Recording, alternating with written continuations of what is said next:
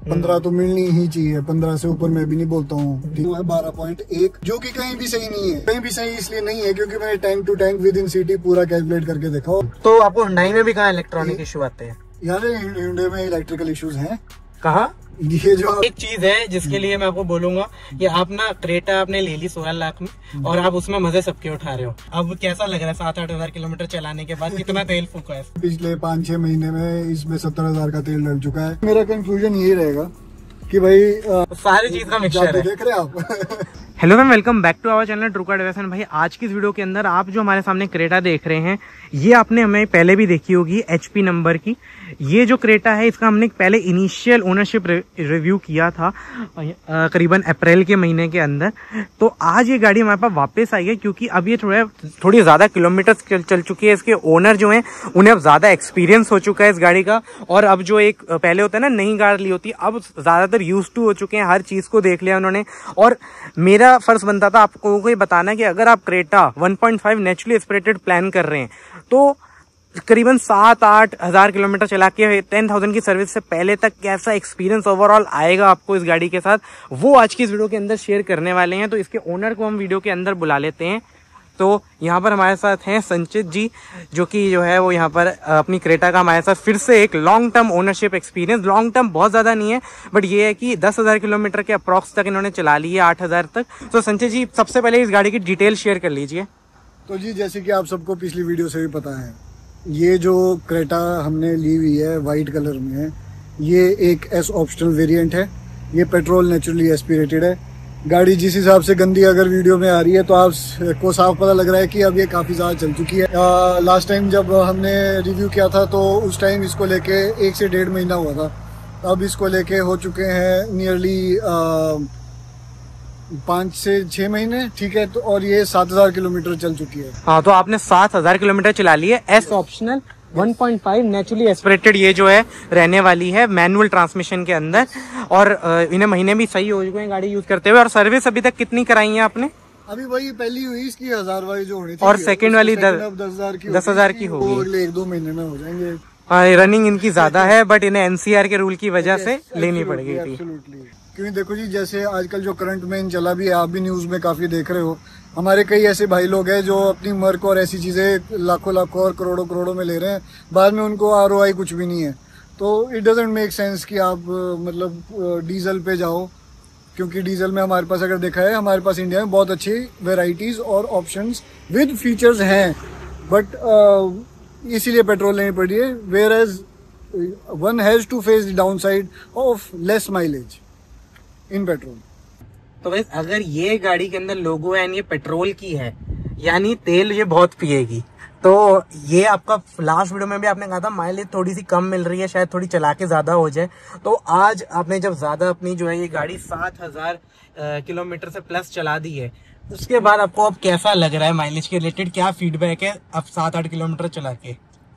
देखो जी, माइलेज तो जैसे मैंने आपको पहले ही बताया था, तो यहाँ पर जो बता रहे थे वो बता रहे थे कि 10 अभी भी अगर देखा है तो ये जो मीटर में आपको बता रहा है सिंस रिफ्यूलिंग, ये बता रहा है 11.8 और सिंस लास्ट रीसेट जो कि इसकी ओवरऑल रनिंग का है वो है 12.1, जो कि कहीं भी सही नहीं है। वो कहीं भी सही इसलिए नहीं है क्योंकि मैंने tank to tank within city पूरा कैलकुलेट करके देखा और एवरेज कहीं ना कहीं इसकी आ रही है 8.5 की। तो आप मतलब 1.5 लीटर नेचुरली एस्पिरेटेड से 8.5 की दे रही है, वो भी विद मैनुअल, ऑटोमेटिक भी नहीं, वो विद मैनुअल। तो अब ऐसा भी बोल सकते हैं, या तो मेरी ड्राइविंग में मेरा पैर थोड़ा भारी होगा, ऐसा बोल सकते हैं कि भाई इसकी इतनी एवरेज निकल पा रही है, बंदे और भी ज्यादा निकाल सकते होंगे। But what I have heard from most of the people is कि भाई ज्यादा 12 की निकाल के दे सकती है ये। तो वो मैं एग्री भी करता हूँ, ज्यादा 12 ये हाईवे पे निकाल के दे रही है। बट सिटी में 8.5 9। मतलब आपको क्या लगता है सिटी के अंदर अगर कोई दिल्ली गुड़गांव के ट्रैफिक में चले, क्योंकि आपकी तो मेनली रनिंग इतनी ट्रैफिक में भी नहीं है, तब भी आप कह रहे हो 8.5, तो इसका मतलब वो बंदा है समझ ले कि भाई वो डीजल की फॉर्च्यूनर चला रहा है कि उसको 10 की एवरेज ज्यादा है। मतलब आप यही बोलो कि सिंगल डिजिट ही देगी? सिंगल डिजिट ही। अगर 10 दे दी तो बहुत बढ़िया है, सोचो आप बहुत बढ़िया ड्राइवर हो। और हाईवे पे कितनी? हाईवे पे 12 मैक्सिमम। 12 मैक्सिमम। और कैसे चलाने पे? आप जैसे मर्जी चलाओ इसको, आप इसको तेज चलाओ चाहे आप इसको 90-100 पे चलाओ। तो आपको वो ये 12 मतलब ये है कि 13-14 ही मैक्सिमम दे सकते देखो आप बीच में कभी भी अगर आप हाईवे पे चल रहे हो, आप बीच में इसको 120 की स्पीड लिमिट आएगी अगर हाईवे पे, तो आप 110 115 चलाओगे। अगर 100 की आ रही है तो 90 95 ज़्यादा 100 चलाओगे। तो जब आप उतने पे चला रहे हो और वो फ्लक्चुएशंस आ रही है, फिर बीच में आपको ट्रैफिक भी फेस करना पड़ रहा है, एक्यूमुलेटेड फिर ये 12 का दे देती है। हाँ, तो मतलब यही है आपस कि हाईवे पे मैक्सिमम 13-14। अगर कोई बहुत ही बढ़िया चला रहा है, बिल्कुल नहीं भगा रहा, और सिटी के अंदर वही वाला सेम ड्राइवर 10 की निकालेगा, और मैक्सिमम जो 90% ऑफ द लोगों को आएगी वो 8-9, और हाईवे पे 12। तो ये है। तो फिर अब कैसा लग रहा है 7-8 हजार किलोमीटर चलाने के बाद? कितना तेल फूका है इस पे? तो जी 7,000 किलोमीटर का मतलब हो गया जी कि भाई पिछले 5-6 महीने में इसमें 70,000 का तेल डल चुका है। और 70,000 का ये क्योंकि यार क्रेटा है भाई। 70,000 का तेल 7,000 किलोमीटर के अंदर बस। हाँ जी भाई। जाम में ना एक बंदा था, उस बंदे ने पता क्या, उसके पास थी टाटा की पंच, उसने लेफ्ट साइड से मेरे शीशे को टच भी किया हल्का सा। वो मेरे को बोलता कि भाई 3 घंटे हो चुके हैं और सिर्फ 5 किलोमीटर डिस्टेंस ही कवर किया है मैंने, गाड़ी की एवरेज भी गिर गई है। मैंने बोला भाई कितनी हो गई है? बोलता भाई 8 किलोमीटर पर लीटर दिखा रहा है। मैं भाई मेरे को तो 1.7 किलोमीटर पर लीटर दिखा रहा है। Then we laughed and we moved on. और चलिए फिर इतनी देर, ये तो परफॉर्मेंस अभी तक कैसा लगा, पहले और अभी में क्या फर्क आया? टू बी रियली ऑनेस्ट, जैसे आप सबको मैंने पहले बताया था कि भाई इससे पहले मेरे पास स्विफ्ट थी, तो उससे तो आपको इसमें डिफरेंस फील होगा, वो ऑब्वियस बात है। And it's not just about the size, it's also about the engine and performance and the technology that is used. अब इसमें ट्रैक्शन कंट्रोल आता है, वो तो चलो नई वाली तो स्विफ्टों में भी आ रहा है, पर ये है कि भाई जिस तरीके से वो इसमें काम कर रहा है। I recently had been to Hatu peak in Narkanda, वो 8,000 फीट अबव सी लेवल पे है। तो मैं इसको ऊपर तक लेके गया और हम गाड़ी में 3 लोग बैठे थे, my family, mom and dad.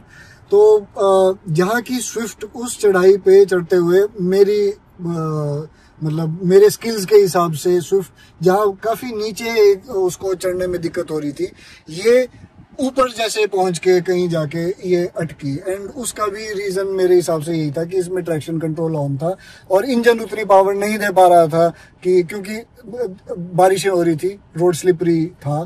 तो अगर हमने वहां पर इसका ट्रैक्शन कंट्रोल ऑफ रखा होता तो हो सकता है कि भाई इंजन पावर देता टायरों को और टायर घूमते, बट इसने उस चीज को प्रोटेक्ट करके गाड़ी ही रोकने का किया। बट ये नहीं है कि चढ़ी बढ़िया अपने, और बट ये कि भाई जो जब आप बोलते हो पहाड़ पे चढ़ाना और ये वो तो जितना इस गाड़ी को, जो मैंने उस टाइम में बोला था, जितना इस गाड़ी को पुश देना चाहिए पहले और दूसरे गियर में, वो अभी भी कहीं ना कहीं कम है। इसके उस वाले पार्ट को थोड़ा सा अभी भी इंक्रीज होना चाहिए, क्योंकि मैं इतनी बड़ी गाड़ी को फैमिली के साथ बैठ के अगर मैं सिर्फ हाटू पीक की चढ़ाई पे, विच इज 8,000 फीट, मैंने पहले ऐसे बताया, बट सिर्फ 8,000 फीट पे भी अगर आप पहुंचाओ तो सिर्फ 8,000 फीट पे भी ये गाड़ी दबनी नहीं चाहिए, मरनी नहीं चाहिए। जबकि इसमें 1.5 लीटर का इंजन है, पेट्रोल है भाई, सबसे रिफाइंड एक तरीके से आप फ्यूल गाड़ी में डाल रहे हो। तो आपको मतलब ये लगता है कि जितनी ये माइलेज दे रही है उस हिसाब से पावर तो आपको नहीं जस्टिफाई कर रही? हाँ, उतनी नहीं हो रही है। आपको कितना लगता है कि अगर जिस हिसाब से पावर है इसकी, उस हिसाब से कितनी होनी चाहिए माइलेज? पावर के हिसाब से 15 से 17 तो बंदे को मिलनी चाहिए ना, 15 तो मिलनी ही चाहिए। 15 से ऊपर मैं भी नहीं बोलता हूँ, ठीक है, बट ये कि 15 तो होनी चाहिए। एसी का लोड पड़ता है इंजन पे, एसी ऑन ऑफ पे? बिल्कुल नहीं। चलो ये अच्छा है। और एसी का परफॉर्मेंस पहले और अभी में? ब्यूटीफुल, अभी भी बढ़िया है और पहले भी बढ़िया था। इसमें अभी तक कोई लैग नहीं आया है। एसी बहुत ही स्विफ्ट चल रहा है। अब स्विफ्ट बार बोल रहा हूँ, पर स्विफ्ट में तो ऐसा पर इसमें चुपती होगी ना माइलेज, अगर एसी में बैठे हुए जैसे अभी बैठे ऐसे कभी कभार, मतलब जब ज्यादा देर बैठना हो। अभी भी अगर बैठे तो, अगर जैसे अभी बोल रहा है range 539 kilometres, I am pretty sure कि अगर 1 मिनट 2 मिनट और बैठे तो ये 538 किलोमीटर्स हमें दिखाने लग जाएगा।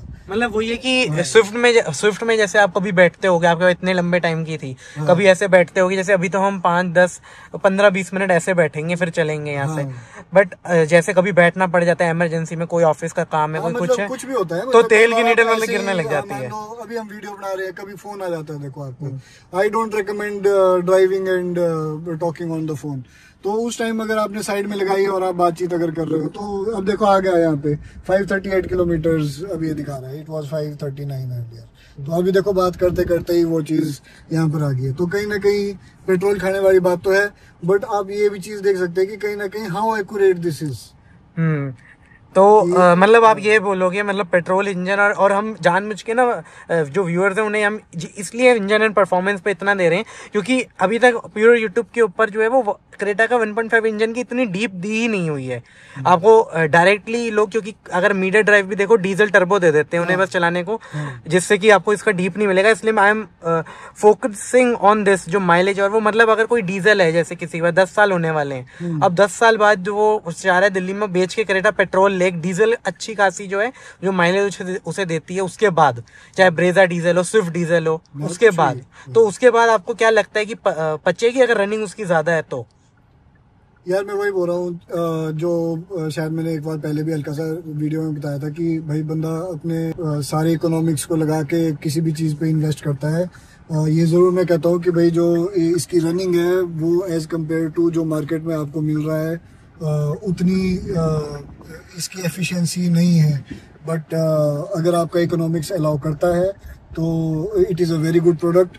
आपको कोई इससे ऐसे परेशानी नहीं आएगी जो कि कभी कुछ महिंद्रा ओनर्स या टाटा ओनर्स कह रहे हैं।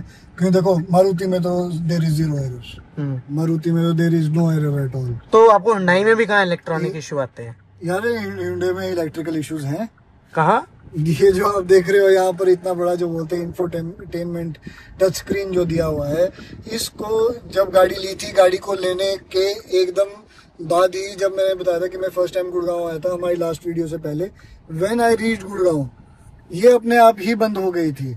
हुंडई में मतलब आप ये बता रहे हो कि हुंडई की गाड़ी के अंदर जो इसके इलेक्ट्रॉनिक्स है टच स्क्रीन टाइप महिंद्रा की तरह बंद हो रहे हैं, बंद हो जाती है महिंद्रा की तरह। और दूसरी बार अभी रिसेंटली एक बार फिर ऐसा हुआ था इसमें, और मैंने ये हुंडई को बताया हुआ है कि शोरूम में जाके जी ऐसे ऐसे बंद हुए, तो उन्होंने बोला नहीं जी कोई दिक्कत नहीं है। पर अब देखते हैं कब तक, कभी पता चला है पूरी बंद हो गई। पर एक चीज है जिसके लिए मैं आपको बोलूंगा कि आप ना क्रेटा आपने ले ली 16 लाख में और आप उसमें मजे सबके उठा रहे हो। हाँ। आपने क्रेटा ले ली, आप इसके पेट्रोल का उठा रहे हो जिसमें पावर आपको कम फील हो। आप दूसरी चीज इसके टर्बो इंजन वाली माइलेज ले रहे हो इससे, और इश्यू आप महिंद्रा वाले भी ले रहे हो। देखो तो सारी चीज का मिक्सचर है। देख रहे आप ये क्योंकि यार क्रेटा है भाई, 3 in 1 मजे। देखो अगर आपको चाहिए तो आप क्रेटा लो और आप गचरो। और इसके अलावा चलिए अब जोक सपाट आप ये बताइए सस्पेंशन वगैरह कैसा लग रहा है आपको गाड़ी का? देखो जी जैसे मैंने पहले ही बताया था, सस्पेंशन जो है इसका सॉफ्ट है, सॉफ्टर साइड है, तो इसमें जो थोड़े हिचकोले जो लगते हैं और ऐसे लगता है थोड़ा सा आपको देखो घबराहट सी भी फील हो सकती है बीच में चीज़ों को लेके while you are driving on little bit higher speed than 90-100। तो आपको बस उसको मद्देनजर रखना है, और जो इसका बॉडी रोल आपको फील होता है उसको आपको थोड़ा सा मद्देनजर रखना है। दैट मतलब गाड़ी थोड़ी सी कूदती टाइप आप बोलोगे तो है, पर कहीं ना वो ठीक भी है as per the road conditions of India, जहाँ पर हमारे पास ना काफी ज्यादा रोड ना मतलब बीच में टूटे फूटे भी मिल जाते हैं, तो वहाँ शॉक एब्जॉर्ब कर लेते हैं। हाँ। तो उस चीज को तो मैं कहीं ना कहीं ये मान रहा हूँ कि वो मेरी ड्राइविंग स्किल को एडेप्टेशन का है, बट यस वो ट्रबल तो कर सकता है किसी भी न्यू ड्राइवर को। हाँ, इसके अलावा बताइए अभी तक कोई भी सीटिंग कंफर्ट के अंदर आया अभी तक कोई भी बदलाव? सीट दबी, सीट के अंदर कोई भी कंफर्ट का इशू आया अभी तक जो आप ट्रिप करी इतनी? बिल्कुल भी नहीं। और स्पेस का बूट स्पेस वगैरह? बिल्कुल भी नहीं। और ये सनरूफ का क्या चल रहा है फिर हाल इतने दिन में? अब सनरूफ का हाल ये चल रहा है जैसे कि आप देख सकते हैं हम खोल रहे हैं इसको और स्मूथली खुल रही है और स्मूथली ये बंद भी हो रही है। और बाकी यूज होती है? यूज होती है एब्सोल्युटली। गर्मियों में खासकर अगर आप बोलो, अगर सर्दियों का तो नहीं बोलो, बट अगर आपको क्लीन एरिया मिल रहा है और या फिर आपको गर्मी बहुत लग रही है तो आप सनरूफ का एब्सोल्युटली इस्तेमाल कर सकते हो। It helps in ventilation. Also अगर मौसम साफ है, रास्ते भी एकदम साफ है, कुछ गंदगी नहीं है, तो आप उस चीज का पूरा मजा ले सकते हो। स्विफ्ट में मैं अपने गाड़ियों के सारे शीशे बंद रखता था मोस्ट ऑफ द टाइम्स। इसमें ये हुआ, इसमें जबकि आप इंटीरियर अंदर देख सकते हैं, मैंने ना अपनी एक महीने से गाड़ी साफ भी नहीं की है तो गंदी भी लग रही होगी थोड़ी, बट ये है कि उसके बावजूद ये इस गाड़ी में इंटीरियर लाइट होने के बावजूद मन ये करता है कि इसके मैं सारे शीशे खोल के और सनरूफ खोल के गाड़ी चलाऊं। हाँ चलिए, अब ये तो हमने थोड़ी बहुत मैकेनिकल बातें कर ही ली अब इस गाड़ी की कि मैकेनिकली गाड़ी कैसी है कैसी नहीं है। तो 2 ब्रेजा आ रही है, 2 ब्रेजा आ रही है, देखो व्हाइट कलर में। ब्रेजा हमारी वीडियो के बाद इतनी बिकी है पूछो मत, बस हर जगह ब्रेजा ब्रेजा ब्रेजा, और इस पे टेम्परेरी नंबर भी है। हाँ तो ये हमने मैकेनिकल बातें करी। अब इसके बाद हम आ जाते हैं नॉर्मल आप, क्योंकि पॉजिटिव नेगेटिव आपने भर भर के बताए थे पुरानी वीडियो में, जो इनिशियली कोई भी बता देता है। कोई ऐसा अभी तक चीज हुई है जो पहले बहुत अच्छी हो और एकदम से आपने 7,000 8,000 बार चला के ये सोचा हो कि यार अब ये इतनी यूजफुल नहीं है, या ये एक नेगेटिव ही था, और कोई ऐसा नेगेटिव जो अब पॉजिटिव बन गया हो? देखो, एक हल्का सा नेगेटिव जो उस टाइम भी पॉजिटिव हल्का सा लगता था और वो भी टाइम हुआ भी है, वो है इसकी ब्रेक्स ना एकदम से पकड़ती है, और एडास उडूस का ना एकदम से एडास तो नहीं, मतलब ABS का ना एकदम से पता नहीं लगता है क्लिक होने का। बट ये है कि भाई इसकी ब्रेक्स इतनी अच्छी है। एक बार अभी हाईवे पे हुआ है, I was going to my home after office, और इस साइड ना ऑटो वाले ने अपना ऑटो एकदम से रोक दिया बीच हाईवे पे, और मेरे को ब्रेक दबानी पड़ी। टायर स्किड होते हुए उस ऑटो से पहले रुकी है, तो ब्रेक्स ने जम के पकड़ी, इधर उधर कुछ नहीं हुई, सब कुछ ठीक था। आई एम सेफ, आप सबके सामने खड़ा हूँ और गाड़ी को भी कुछ नहीं लगा है, तो आप समझ सकते हैं वो एक पॉजिटिव बन चुका है। पीछे लेग रूम सही मिलता है आपको इस गाड़ी में? मैं तो पीछे बैठा नहीं हूँ इसमें अभी तक, जो फैमिली के बैठे हैं। फैमिली में मेरे हिसाब से मुझे जो फीडबैक मिला है मॉम डैड से, तो दे आई हैव सीन कि बहुत कंफर्टेबल महसूस करते हैं। हाँ जी, काफी है इसमें जगह। बस ये है कि आप कुछ टाइम बाद देखोगे डिक्की में, जो हम बात कर रहे थे कि भाई डिक्की में स्पेस ठीक मिल रहा है, पहले इसमें एक सबवूफर नहीं था, अभी इसमें रिसेंटली एक सबवूफर लगा है, तो अब आप खुद उसको देख लेंगे कि भाई उसके बाद डिक्की में कितनी जगह मिल रही है। तो वही है, क्या कर सकते हैं। मैं उस टाइम बोला कि डिक्की थोड़ी कम है, डिक्की ऐसे तो ठीक है बट कम तो है। हाँ, तो मेन आपके पॉजिटिव जो, और एक नेगेटिव और होगा जो सारी क्रेटा में है। ये तो देखो मैं आपको बताऊंगा ना, ये जो आप बता रहे थे उस टाइम भी मैंने आपको बताया था कि ये जो आवाज आ रही है, जब तक आप दबाएंगे नहीं तब तक ये आएगी नहीं। जैसे कि हम इसमें अब बात कर रहे थे कि भाई अगर इसको कोई बंदा ये सोचे कि भाई पुरानी वाली क्रेटा से, जो इसका पहले वाला जनरेशन थी, उससे अगर इसमें क्योंकि मैं पुरानी वाली जनरेशन का भी बीच में सोचा था कि भाई उस टाइम पर ही ले लूं, but I waited for this, और इसके भी 1 साल रिलीज होने के बाद मैंने कहीं जाके ली है। तो उसके पीछे का ये रीज़न है कि भाई अगर आप यहाँ पर आओ ना, आप अगर ये शीशा अगर ये देखो, तो अगर ये जो शीशा है इसकी डायमेंशन है वो पुराने वाली क्रेटा से थोड़ी सी ज़्यादा बड़ी है, बहुत ज़्यादा बड़ी नहीं है। ठीक है, मैं नहीं बोल रहा कि बहुत ज़्यादा कुछ चेंज ला दिया, वो थोड़ी बड़ी है। और ये जो डिज़ाइन आप देख रहे हो, ये डिज़ाइन इतना बढ़िया। लाइट्स वगैरह इसकी आपको सही लगती हैं आगे वाली जो है? जो हेडलाइट है उसमें तो कमी है ना, वो तो देखो वो तो सभी जानते हैं, वो तो बंदे को मेरे हिसाब से अपग्रेड ही कराना पड़ेगा। और डिक्की में देखो तो ये है हमारा 1300 वॉट का JBL, तो अब आप खुद ही देख सकते हैं डिक्की में स्पेस कितनी है। हाँ, तो मतलब वही है कि इसको लगा दिया आपने, अब तो कमी बची। इसके अलावा जो है ठीक ठाक स्पेस है, मतलब ठीक ठाक स्पेस, मतलब किसी को ज्यादा सामान रखने की आदत है तो कमी पड़ेगी। बट देन अगेन अगर मान लो वही ना, मतलब अब आप अपनी फैमिली के साथ अगर ट्रैवल करो, तो मेरे हिसाब से आपको जो ऊपर वाली जो डिश है ये आपको रिमूव, पार्सल ट्रे है, ये आपको रिमूव ही करनी पड़ेगी, तभी आप with a family of 3 and 4 people उनको। तो अब आप ना कंक्लूजन चलो कर लीजिए, वीडियो भी लंबी कर ली हमने। हाँ। जो व्यूअर यहाँ तक रुक रहे हैं उन्हें पता होगा कि अब वो जो है कुछ कंक्लूजन मेनली पूछेंगे, क्या है लेनी चाहिए नहीं लेनी चाहिए। मेरा कंक्लूजन यही रहेगा कि भाई जो मैं लास्ट टाइम बोला था कि भाई सबसे पहली चीज़ होती है, आप कोई भी गाड़ी अगर आपके दिमाग में आपको पसंद आती है आफ्टर लुकिंग एट लक्ष्य के व्लॉग्स, या फिर looking at the news channels, उसके स्पेक्स पढ़ के सबसे पहले आप शोरूम जाओ, आप एक टेस्ट ड्राइव लो, और अगर हो सके तो लक्ष्य को फ़ोन करके उससे कांटेक्ट करके आप उससे पूछो कि भाई आपका क्या इसमें से है, because that would really matter, because he himself is a very knowledgeable guy in these kind of matters. तो पहले मैं तो ये कहूँगा। सेकेंडली मैं ये कहूँगा कि आप शोरूम जाके उसकी टेस्ट ड्राइव लो। और सबसे मेन चीज नेचुरली एस्पेक्टेड लेना है तो नेचुरल की लो, कहीं ये ना हो टर्बो लो और फिर ये लो। टेस्ट ड्राइव कोई और ले रहे हो, ले फिर कोई और ले रहे हो, तो वो मिसमैच हो जाएगा। क्योंकि मार्केट में ना देखो इस चीज की चीजें हैं, आपको डिफरेंट प्राइस पॉइंट पे आपको डिफरेंट चीज टेस्ट करने को मिलती है। ऐसा भी नहीं करना कि भाई ऑटोमेटिक चला ली ले मैनुअल रहे हो, ऐसा भी करना। मैनुअल चलाओ, मैनुअल लो, तो आपको समझ आएगा गेयर रेशो। क्योंकि ये वाली जो है IVT जो है ना उसमें फिर भी भागती है अगर आप पूरा दबाओ, क्योंकि हाई RPM पे गियर चेंज होंगे, और गियर तो होते ही नहीं वैसे उसमें।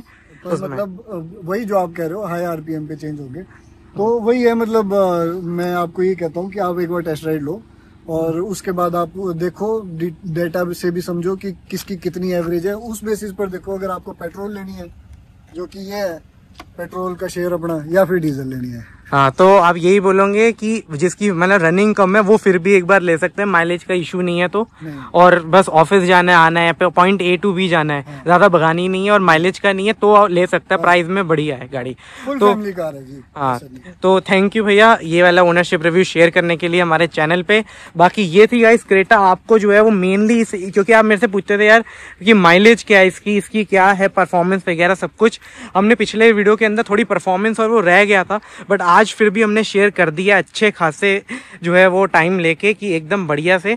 तो ये थी मेरी आज की वीडियो। अगर आपको पसंद आए तो प्लीज वीडियो को लाइक कर लेना, चैनल को सब्सक्राइब कर देना। Thanks for watching, please subscribe.